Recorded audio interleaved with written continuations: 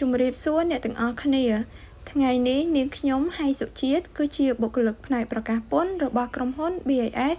Accounting and Tax Service Co Ltd សូមចែករំលែកនៅប្រធានបទមួយដែលនិយាយអំពី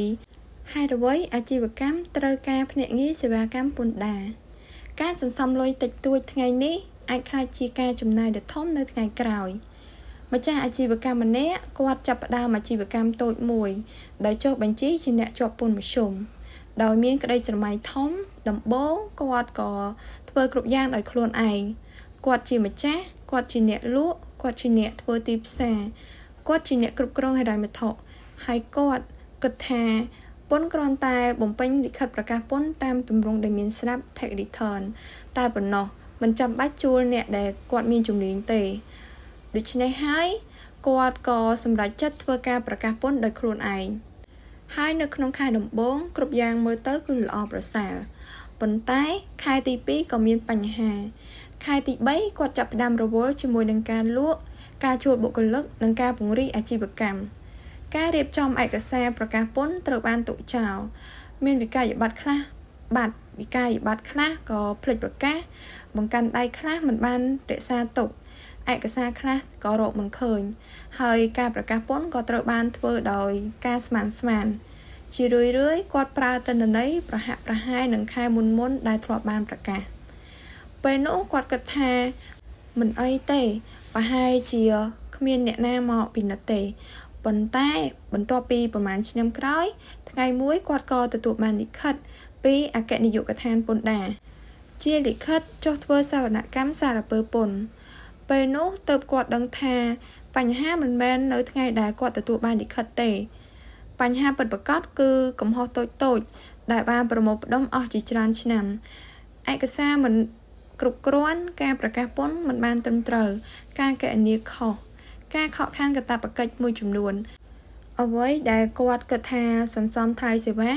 បានក្លាយទៅជាការចំណាយដ៏ធំជាងមុនច្រើនដងនេះមិនមែនជារឿងកម្រទេអាជីវកម្មជាច្រើនកំពុងប្រឈមមុខទៅនឹងហានិភ័យដូចគ្នាពួកគេជាអ្នកជំនាញក្នុងការលក់ជាអ្នកជំនាញក្នុងការផលិតជាអ្នកជំនាញក្នុងការផ្ដល់សេវាប៉ុន្តែមិនមែនជាអ្នកជំនាញពន្ធទេហើយនោះជាមូលហេតុដែល tax agent មានសារៈសំខាន់តើ tax agent ជាអ្នកណា tax agent គឺជាអ្នកជំនាញដែលជួយអាជីវកម្មក្នុងការអនុវត្តកាតព្វកិច្ចពន្ធឲ្យបានត្រឹមត្រូវពួកគេមិនមែនគ្រាន់តែជាអ្នកដាក់ប្រកាសពន្ធតែប៉ុណ្ណោះទេពួកគេជួយពិនិត្យកាតព្វកិច្ចពន្ធរៀបចំឯកសារណែនាំអំពីការអនុលោមតាមច្បាប់កាត់បន្ថយហានិភ័យនិងជួយពេលមានបញ្ហាការធ្វើសវនកម្មសារពើពន្ធនិយាយឲ្យសាមញ្ញទៅ tax agent គឺជាអ្នកជួយការពារអាជីវកម្មពីហានិភ័យដែលម្ចាស់អាជីវកម្មមិនអាចមើលឃើញហានិភ័យទី1ការប្រកាសពន្ធខុសម្ចាស់អាជីវកម្មជាច្រើនគិតថាគ្រាន់តែបំពេញចំនួនទឹកប្រាក់ចំណូលនិងចំណាយឲ្យត្រូវតាមតែទម្រង់ពន្ធដារទៅគឺរួចហើយប៉ុន្តែពន្ធមានភាពស្មុគស្មាញជាងនេះមានចំណាយខ្លះអាចអនុញ្ញាតឥណទាននគរលើតម្លៃបន្ថែមបាន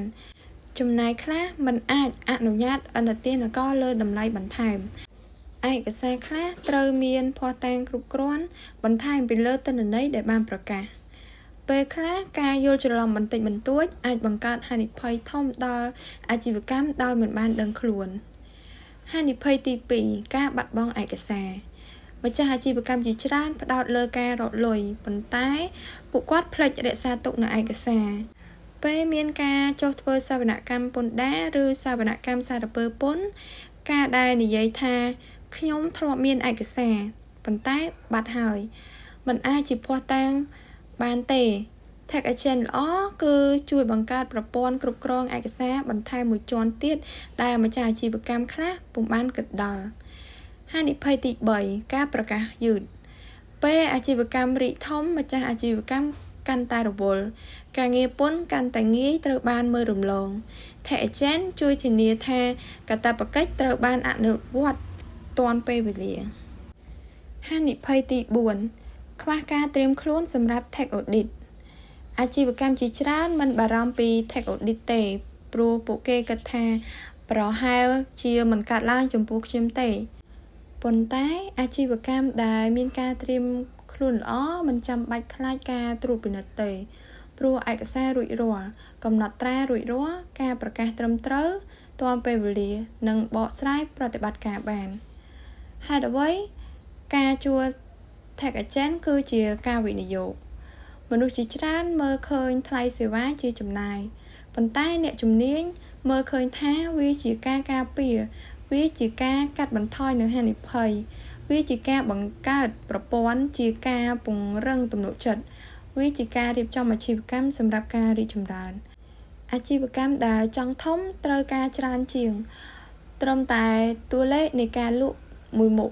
ពួកគេត្រូវការប្រព័ន្ធត្រូវការការគ្រប់គ្រងត្រូវការការអនុលោមតាមច្បាប់កុំរងចាំដល់មានបញ្ហាទៅស្វែងរកអ្នកជំនាញ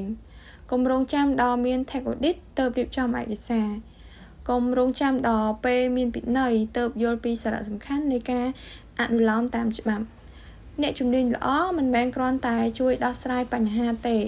ពួកគេជួយការពារមិនឲ្យមានបញ្ហាកើតឡើងតាំងពីដំបូងថ្ងៃនេះអ្នកអាចធ្វើពន្ធដោយខ្លួនឯងបានប៉ុន្តែសំណួរសំខាន់គឺតើអ្នកប្រកាសទេថាអ្នកកំពុងតែធ្វើវាបានត្រឹមត្រូវពេលអាជីវកម្មកាន់តែធំហានិភ័យក៏កាន់តែធំដូច្នេះការជ្រើសរើស Tech Agent ដែលមានវិជ្ជាជីវៈមិនមែនជាការចំណាយបន្ថែមទេវាគឺជាការការពារអាជីវកម្មការការពារទ្រព្យសម្បត្តិការការពារកេរ្តិ៍ឈ្មោះនិងការការពារអនាគតរបស់អ្នកសូមអរគុណនៅការយកចិត្តទុកដាក់ក្នុងការស្ដាប់របស់អ្នកទាំងអស់គ្នាសម្រាប់ការចែករំលែករបស់ខ្ញុំនៅក្នុងថ្ងៃនេះខ្ញុំសង្ឃឹមថាវីដេអូដែលចែករំលែករបស់ខ្ញុំនឹងជួយដល់អ្នកទាំងអស់គ្នាទទួលបាននូវឱកាសបទពិសោធន៍ថ្មីដំណោះស្រាយបញ្ហានិងចំណេះដឹងបន្ថែមអំពីគណនេយ្យនិងពន្ធដារប្រសិនបើមានចម្ងល់ឬក៏បញ្ហាអ្វីទាក់ទងទៅនឹងគណនេយ្យនិងពន្ធដារសូមឲ្យទុកមតិយោបល់របស់អ្នកទាំងអស់គ្នានៅខាងក្រោមខ្ញុំនឹងយកមកពិភាក្សាឬចែករំលែកបន្ថែមក្នុងវីដេអូក្រោយៗសូមកុំភ្លេចជួយចុច like share និង subscribe ដើម្បីកុំឲ្យខកខានវីដេអូថ្មីៗបន្តទៀតចំណេះដឹងតូចៗជារៀងរាល់ថ្ងៃគឺជាគន្លឹះដើម្បីការងារនិងអាជីវកម្មរបស់អ្នកកាន់តែរឹងមាំសូមអរគុណនៅការចំណាយពេលដ៏មានតម្លៃលើប្រធានបទថ្ងៃនេះយើងនឹងជួបគ្នានៅវីដេអូបន្ទាប់និងនិយាយអំពី Tech Agent និង Accountant ខុសគ្នាយ៉ាងដូចម្តេច